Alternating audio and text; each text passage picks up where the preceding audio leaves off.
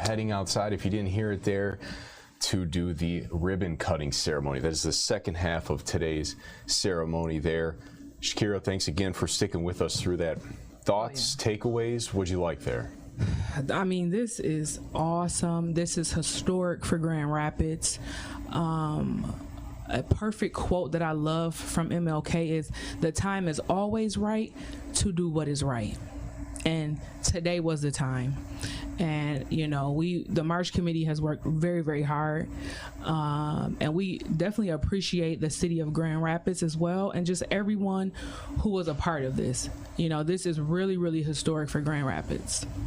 Folks, another look at the shot there. As you can see the crowd moving outdoors there. Hopefully they stay dry out there as they get ready for that ribbon cutting ceremony. But again, you know, Shekirua, thanks for taking the time. Let's talk about March a little bit itself. You know, we're going to have a few minutes, obviously, here while they get set up out there. Our cameras get set up out there. Yep. Tell me a little bit about the organization itself. Let's take a few steps back in its inception. Sure. and your role. Mm-hmm. So I am the vice president of the committee. Robert S. is the president. Robert S. Womack, the commissioner, is the president of the March Committee.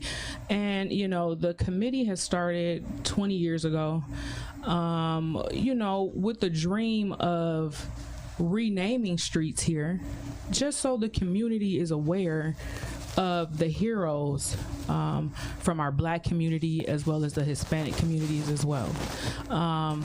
You know, this is, again, really historic. The March Committee is made up of the MLK Committee as well as the Cesar E. Chavez Committee. So both together form the March Committee.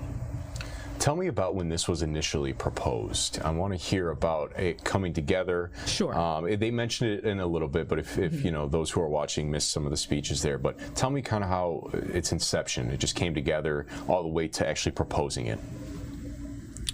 Like as far as the city? Yes, yep.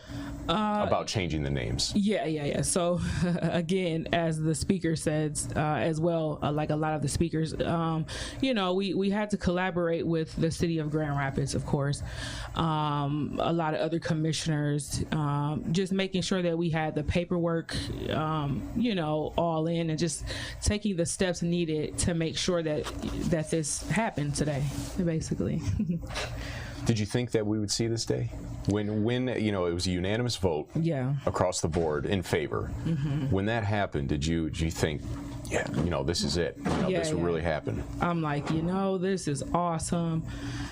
Finally, you know, finally Grand Rapids has a whole street named after two historic heroes. You know, this is just awesome for our city and the community, of course.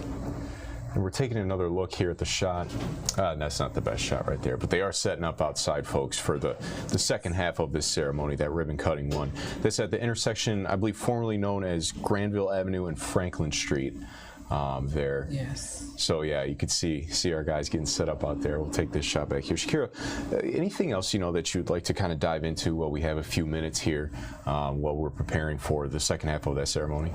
Sure. I mean, I just want to, you know, make sure that the community knows that, you know, Dr. King traveled over 6 million miles, and Cesar E. Chavez traveled over 340 miles to march for, you know, civil rights. And again, today, 2/22/22 is just awesome. Again, March stands for Moving Ahead for Remarkable Civil Rights Heroes. 2 heroes, 2 streets, and 2 communities. I mean, again, you know, that is very, very, very magnificent.